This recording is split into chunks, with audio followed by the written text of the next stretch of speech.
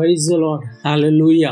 మన ప్రభువైన యేసు క్రీస్తు అతి శ్రేష్టమైన నామంలో మీ అందరికీ మా ప్రేమపూర్వక శుభాభివందనాలు. నేటి వీడియోలో మరో అద్భుతమైన బయోగ్రఫీతో మీ ముందుకు వచ్చాం. బైబిల్లో ఆదికాండము 2వ అధ్యాయము 21వ వచనములో దేవుడు ఆదామునకు గాఢ నిద్ర కలుగజేసి అతను నిద్రించినప్పుడు అతని పక్కటి ఎముకలో ఒకదాని తీసి ఆ చోటును మాంసముతో పొడిచివేసేనని, దాని నుండి స్త్రీ చేయబడినని వ్రాయబడింది. ఈ విషయం మనందరికీ తెలిసిందే. కానీ ఈ వచనం ఆధారంగానే ఒక వ్యక్తి వైద్య శాస్త్రంలోనే అతి ప్రాముఖ్యమైన ఒక విషయాన్ని కనుగొన్నాడు. అదే క్లోరోఫామ్. అవును, రోగికి వైద్యం చేసేటప్పుడు ఇచ్చే మత్తుమందును బైబిల్లోని వాక్య ప్రేరణతో కనిపెట్టబడింది. దీని చేసిన వ్యక్తి ఒక క్రైస్తవుడు. అతడే సర్ జేమ్స్ సింప్సన్.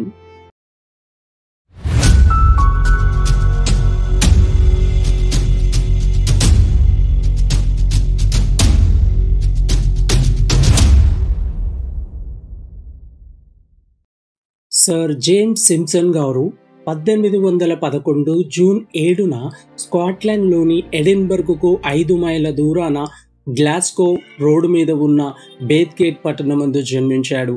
ఇతని తల్లిదండ్రులు డేవిడ్ మరియు మేరీ. వీరిది చాలా పేద కుటుంబం.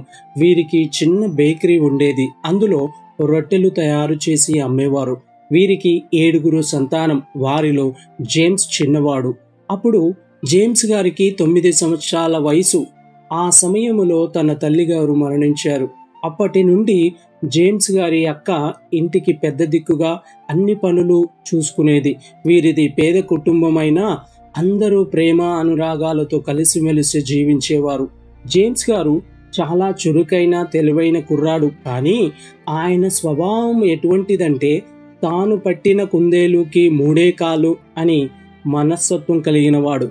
అలాగే జేమ్స్ గారికి పుస్తకాలు చదవడం అంటే చాలా ఇష్టం. జేమ్స్ గారు తనకు 13 సంవత్సరాలు వచ్చేటప్పటికి పండిత భావాలు గల వ్యక్తిగా కనిపించాడు. అందుచేత కొందరు జేమ్స్ గారిని కాలేజ్ చదువు చదివించడానికి సిద్ధపడ్డారు. అలా జేమ్స్ గారికి తన 14 సంవత్సరాల్లో అనగా 1825లో ఎడిన్బర్గ్ యూనివర్సిటీలో వైద్య విద్యార్థిగా చేరడానికి అవకాశం వచ్చింది. అయితే జేమ్స్ గారు చిన్నప్పటి నుండి క్రమం తప్పకుండా చర్చ్కు వెళ్ళేవాడు. కానీ అతనికి నూతనంగా జన్మించిన అనుభవం లేదు. ఇక్కడ వైద్య విద్య నేర్చుకుంటున్న సమయములో డాక్టర్ రాబర్ట్ లిస్టన్ అనే వ్యక్తి అక్కడ శాస్త్రచికిత్స చేయడములో బహు నేర్పరి. అప్పుడు ఇతని వద్దనే జేమ్స్ గారు శిక్షణ పొందారు.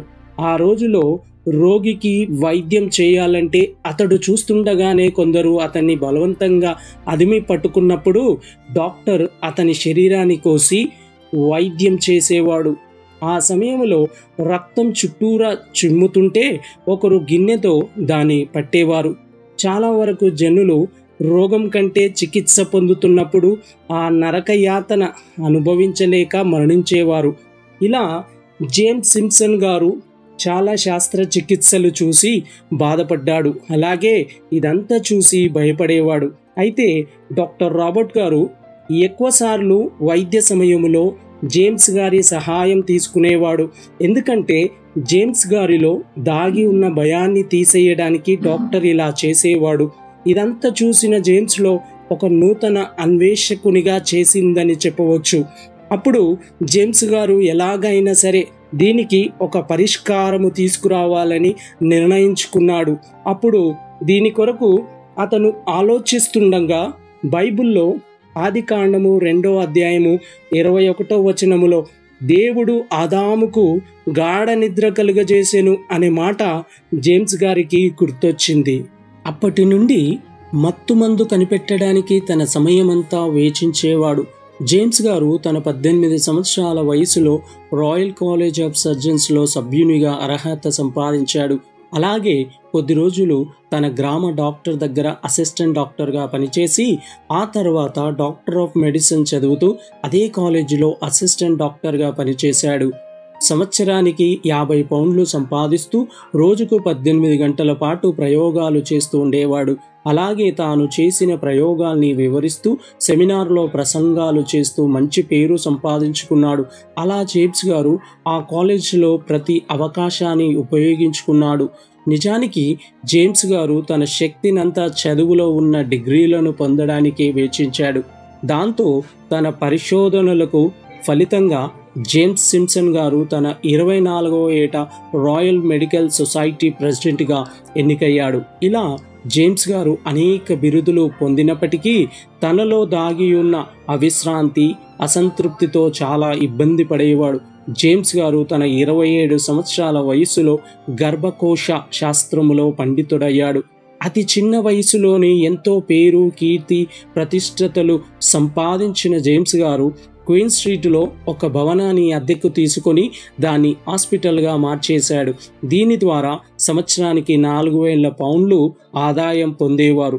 తర్వాత డాక్టర్ జేమ్స్ గారికి ఒక గొప్ప అవకాశం వచ్చింది.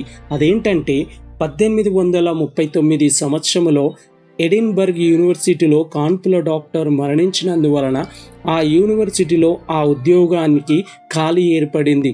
జేమ్స్ గారు ఎంతో ఆశతో ఆ ఉద్యోగానికి దరఖాస్తు చేశాడు. కానీ పరిస్థితులు అనుకూలంగా కనిపించట్లేదు. ఎందుకంటే తనలా మరో 60 మంది అదే ఉద్యోగానికి దరఖాస్తు పెట్టుకున్నారు. అందరిలో జేమ్స్ గారే చిన్నవాడు. అలాగే ఇక్కడ స్థానం లభించాలంటే మంచి ప్రావీణ్యంతో పాటు ఆ వ్యక్తి వివాహితుడై ఉండాలి. అందుకే వెంటనే జేమ్స్ గారు తన ఎప్పటి నుండో ఇష్టపడుతున్న తన ప్రియురాలు జెస్సీ గారిని సంప్రదించగా ఆమె ఒప్పుకోవడంతో ఆమెను జేమ్స్ గారు వివాహం చేసుకున్నారు. చివరికి 60 మందిలో డాక్టర్ కెనడీ అనే వ్యక్తి, డాక్టర్ జేమ్స్ గారు అందరిలో ముందంజలో ఉండి కెనడీ గారికి 16, జేమ్స్ గారికి 17 ఓట్లు పడడంతో కేవలం 1 ఓటుతో జేమ్స్ గారు ఆ ఉద్యోగాన్ని దక్కించుకున్నారు. అయితే అతి చిన్న వయసుడైన జేమ్స్ గారు ఆ స్థానం పొందుకోవడం అనేకులకు నచ్చలేదు. ఆయనను చూసి అసూయతో రగిలిపోయేవారు. అలాగే ఈయన సమర్థవంతంగా చేయలేడు అని విమర్శించారు. కానీ జేమ్స్ గారు ఇవన్నీ ఏం పట్టించుకోకుండా తన పని చక్కగా చేసుకుంటూ తనని విమర్శించిన వారి ద్వారానే ప్రశంసలు పొందారు.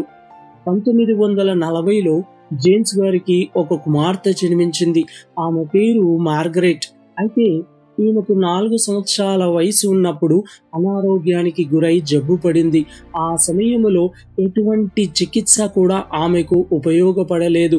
కొన్ని రోజుల తర్వాత మరణించింది. జేమ్స్ గారికి తన కుమార్తె అంటే చాలా ప్రాణం. అప్పుడు తన కుమార్తె మరణాన్ని కల్లారా చూసి బహుగా చింతించాడు. అప్పుడు జేమ్స్ గారు మరణము ఎంత క్రూరమైనదో, జీవితం ఎంత నిష్ప్రయోజనమైనదో గ్రహించగలిగాడు. ఒకడు సర్వలోకమును సంపాదించి తన ప్రాణమును పోగొట్టుకొనుట అంటే ఇదేనేమో అనే భావన కలిగింది. మరణించిన తర్వాత ఏమి జరుగుతుంది? మరణించిన వాళ్ళు ఎక్కడికి వెళుతారు? జేమ్స్ గారిని ఇటువంటి ప్రశ్నలు వెంటాడుతున్నాయి. అయితే ఎలాగైనా సరే మత్తుమందు కనిపెట్టాలని ఎన్నో ప్రయోగాలు చేసి చివరికి 1846లో ఈథర్ అనే మత్తుమందు కనిపెట్టాడు.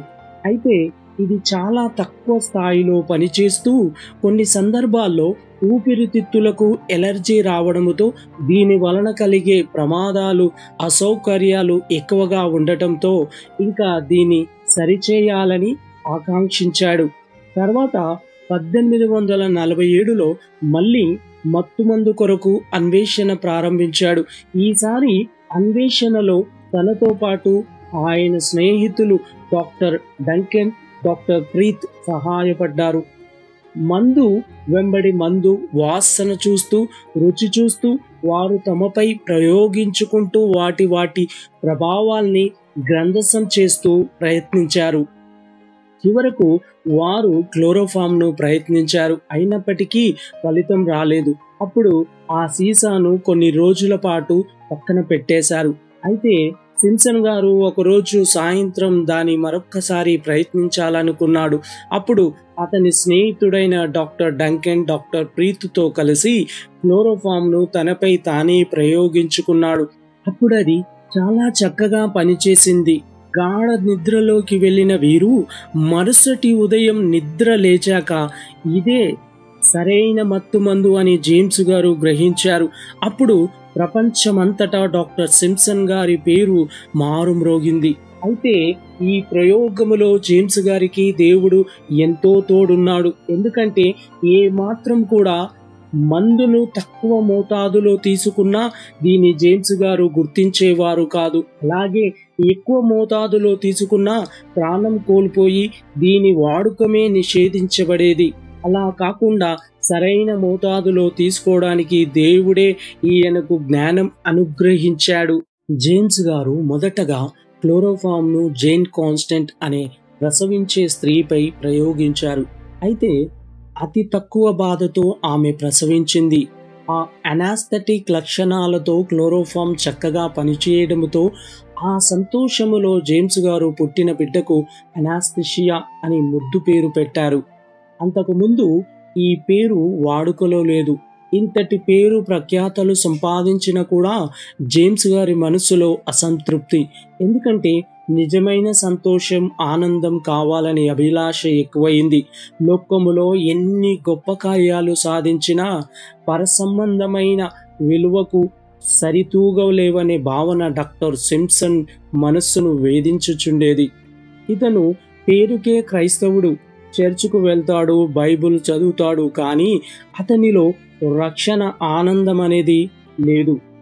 ఈయన సహచరుడైన డాక్టర్ రీడ్ అనే డాక్టర్ మాత్రం వైద్యునిగా కొనసాగుతూనే దేవుని సువార్త ప్రకటిస్తూ చాలా సంతోషంగా ఉండటం జేమ్స్ గారు గమనించారు. ఒకసారి జేమ్స్ గారు డాక్టర్ రీడ్తో అతని సంతోషానికి కారణం అడగ్గా అతను నేను నమ్ముకున్న క్రీస్తు అని సమాధానం విని జేమ్స్ గారు ఆశ్చర్యపోయారు. అప్పుడు జేమ్స్ గారు తాను ఆచారప్రాయంగా మాత్రమే దేవుని నమ్ముతున్నానని, తనకు ఆ నిరీక్షణ లేదని గ్రహించాడు. అప్పుడు జేమ్స్ గారు తన పాపాలు క్షమించబడడానికి దాన ధర్మాలు చేయడం ప్రారంభించాడు. అలాగే చర్చిలలో పెద్ద మొత్తంలో విరాళాలు ఇచ్చాడు. ప్రజలందరూ ఇది చూసి ఆశ్చర్యపోయారు. కానీ జేమ్స్ గారి జీవితంలో శాంతి, సమాధానం కలగలేదు. ఇంకా తాను పాపిని అనే భావన అతనిలో వెంటాడుతూనే ఉన్నది. అప్పుడే డాక్టర్ రీడ్ గారు రక్షణ, క్షమాపణ మన సొంత క్రియల ద్వారా పొందలేం, అది దేవుని వరమే, ఆయన సన్నిధిలో పశ్చాత్తాపము పడుడి అని చెప్పాడు. ఇది ఇలా ఉండగా కొద్ది రోజులకు డాక్టర్ రీడ్ గారు తీవ్రమైన జబ్బు పడి ఉన్నారు. అయినా కూడా ఆయన ముఖములో ప్రశాంతత, చిరునవ్వును చూసిన డాక్టర్ సింప్సన్ గారికి మేలుకొలుపుగా పనిచేసింది. అప్పుడు సింప్సన్ గారు గ్రహించారు, హృదయమందు క్రీస్తును కలిగి ఉన్నవారు ఇలా ఉంటారని. అయితే డాక్టర్ రీడ్ గారు గొప్ప నిదర్శనం. తన తుది శ్వాస విడిచే ముందు ఇలా ప్రార్థించాడు, లోకం నా వెనుక ఉన్నది, క్రీస్తు శిలువ నా ఎదుట ఉన్నది అని ప్రార్థిస్తూ కన్ను మూశాడు. అప్పుడు ఇదంతా ప్రక్కనే ఉండి గమనిస్తున్న డాక్టర్ సింప్సన్ గారు మరియు డాక్టర్ డంకన్ గారు డాక్టర్ రీడ్ గారి నిరీక్షణ వీరిని కదిలించింది. అప్పుడు ఇద్దరు దేవుని సన్నిధిలో దేవుని కృపా క్షమాపణ కొరకు వెతకడం ప్రారంభించారు. తర్వాత ఒకసారి జేమ్స్ గారు ఒక క్రైస్తవ విశ్వాసికి చికిత్స చేస్తున్నారు. అయితే ఆ సమయంలో డాక్టర్ జేమ్స్ గారు ఆమెతో తన ఆత్మీయ స్థితిని గురించి చర్చించగా అప్పుడు ఆమె అతనికి విశ్వాసాన్ని నూరిపోసింది. అలాగే ఆయన కొరకు ప్రార్థిస్తానని చెప్పింది. అప్పుడు ఆమె ద్వారా దేవుడు తనతో మాట్లాడడం గమనించిన సింప్సన్ గారు ఆ స్త్రీ డిశ్చార్జ్ అయి వెళ్ళిన కొద్ది రోజులకు ఆమెకు ఉత్తరాలు రాశాడు. అయితే ఆమె అతని సంపన్న జీవితంలోని ఆత్మీయ ధరాన్ని సవాలు చేస్తూ ఈ విధంగా జవాబు వ్రాసింది, దయా కనికరాలు కొనసాగినప్పుడు, స్వస్థత పడడానికి రోగులే లేనప్పుడు, బాగు చేయడానికి రోగమే లేనప్పుడు, నీవు ఏర్పాటు చేసుకున్న పనులన్నీ కదలకుండా నిలిచినప్పుడు, నీ హృదయాన్ని, నీ మనోబలాన్ని నింపేది ఏది? అది మీరు తెలుసుకోవాలని కోరుచున్నానని అని వ్రాసింది. అప్పుడు డాక్టర్ సింప్సన్ జీవితములో ఆమె వ్రాసిన ప్రశ్న అలజడి రేపింది. జవాబు కోసం తీవ్రంగా ఆలోచించి 1858 డిసెంబర్ నెలలో ఒకరోజు ఆమె ఇంటికి వెళ్ళి, ఈ దినం నేను క్రీస్తును క్షమాపణ రక్షణ పొందుకోకపోతే నశించిపోతానేమో అని భయమేస్తుంది అని చెప్పగా, అప్పుడు ఆమె జేమ్స్ గారిని ఒక గదిలోనికి వెళ్ళి ఏకాంతంగా ప్రార్థన చేయమని చెప్పి, తాను కూడా ఆయన కొరకు వేరే గదిలో ప్రార్థిస్తానని చెప్పింది.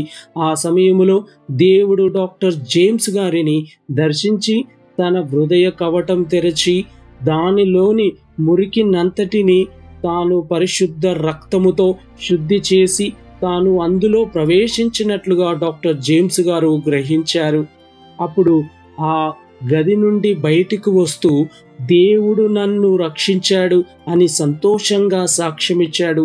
అంతేకాకుండా జేమ్స్ గారు ఆ క్షణము నుండి తన సాక్ష్యాన్ని ప్రతి ఒక్కరితో పంచుకోవడం ప్రారంభించాడు.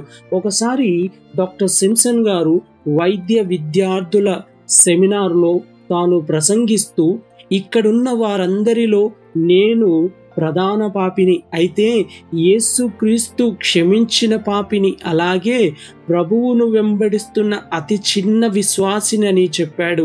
అలాగే క్రీస్తులో నేను ఒక రక్షకుని, ఒక స్నేహితుని, ఒక సహోదరుని, ఒక ఆలోచనకర్తను మానవ అవగాహనానికి అతీతంగా కనుగొన్నానని చెప్పాడు. ఆ మాటలు శూలము వలె వైద్య విద్యార్థుల హృదయాల్లోకి దూసుకు వెళ్ళి వారిని కంటతడి పెట్టించాయి. దేవుడు జేమ్స్ గారిని అన్ని విధాలుగా ఆశీర్వదించాడు. జేమ్స్ గారు నమ్మకమైన వ్యక్తిగా మారి ఇతరుల క్షేమము కొరకు, మరి ముఖ్యముగా ఆత్మీయ క్షేమము కొరకు నిజమైన ఆసక్తిని చూపించేవాడు. డాక్టర్ జేమ్స్ సింప్సన్ గారు నైట్హుడ్ అనే గొప్ప పురస్కారంతో సత్కరింపబడ్డారు. అలాగే విక్టోరియా మహారాణి ప్రసవ సమయములో జేమ్స్ గారే పర్యవేక్షణ కలిగి ఉన్నారు. అలాగే జేమ్స్ గారు ఎన్నో గ్రంథాలు, పుస్తకాలు రాసి ఆవిష్కరణలు, ప్రయోగాలు చేసి ఎంతో పేరు సంపాదించారు. ఒకసారి ఒక మహాసభలో అక్కడ ఉన్న ప్రజలు ఇలా అడిగారు, మీ జీవితంలో మీరు కనుగొన్న అతి గొప్ప విషయం ఏమిటని ప్రశ్నించగా, అప్పుడు ఆయన వారికి సమాధానమిస్తూ, నేను రక్షకుడైన యేసు ప్రభును కనుగొన్నాను, అదే నా జీవితంలో అత్యుత్తమ అన్వేషణ అని చెప్పాడు. జేమ్స్ సింప్సన్ గారు చివరి శ్వాస వరకు తన విశ్వాసాన్ని కాపాడుకొని ఎందరికో రక్షకుడైన యేసుక్రీస్తు గురించి సాక్ష్యమిచ్చి తన 58వ ఏట 1870 మే 6న ప్రభువు వద్దకు కొనిపోబడ్డాడు. అప్పుడు ఎడిన్బర్గ్ అంతటా సెలవు ప్రకటించారు. అలాగే ఈయన అంతిమ యాత్రలో 1,00,000 మందికి పైగా పాల్గొన్నారు. జేమ్స్ సింప్సన్ గారి సమాధిపై ఈ మాటలు వ్రాశారు, దేవుని ఎదుట మన తప్పిదాలను కడుక్కునుటకు మనం ఏమీ చేయలేము, కానీ యేసుక్రీస్తు దానికి కావాల్సినదంతయు చేశాడు. కాబట్టి ప్రభువైన యేసుక్రీస్తు యందు విశ్వాసముంచు, అప్పుడు నీవు రక్షింపబడుతావు. డియర్ ఫ్రెండ్స్, ఇది నిజమే కదా. ఈ లోకములో ఏమి సంపాదించినా రక్షణ లేకుంటే మన జీవితాల్లో శాంతి, సంతోషం ఉండదు. మరి ఆ రక్షణ కావాలంటే మన సొంత క్రియలు ఏమాత్రం సహాయపడవు. ఆ రక్షణ దేవుని కృప ద్వారా కలిగే బహుమానం. దాన్ని పొందుకున్న జేమ్స్ సింప్సన్ గారు ఆ తర్వాత తన జీవిత కాలమంతా ఆ రక్షణ ఆనందంకై సాక్ష్యమిచ్చాడు. డియర్ ఫ్రెండ్స్, ఒక్కసారి మనల్ని మనం పరీక్షించుకుందాం. మనం ఆ రక్షణ ఆనందం పొందుకున్నామా? లేకుంటే ఈరోజే ఆయన పాదాల చెంత చేరి ఆయన రక్తముతో కడగబడండి. అలాగే దేవుడు మనందరి జీవితాల్లో గొప్ప కార్యాలు చేయునుగాక. ఆమేన్. నిత్యం యేసు ప్రభు నామానికి మహిమ కలుగునుగాక. ఆమేన్. మేము మా ఛానల్లో అందించిన ఇతర వీడియోలను కూడా తప్పకుండా చూసి మీ మిత్రులకు, శ్రేయోభిలాషులకు షేర్ చేయండి. ఈ వీడియో మీకు నచ్చినట్లయితే లైక్ చేసి ఈ వీడియోపై మీ కామెంట్ను పోస్ట్ చేయండి. ఇప్పటి వరకు మా ఛానల్ను సబ్స్క్రైబ్ చేయకుంటే వెంటనే సబ్స్క్రైబ్ చేసి కొత్త వీడియోల నోటిఫికేషన్స్ కోసం సబ్స్క్రైబ్ బటన్ ప్రక్కన ఉన్న బెల్ ఐకాన్ను క్లిక్ చేయండి. అందరికీ వందనాలు. Thank you. Praise the lord.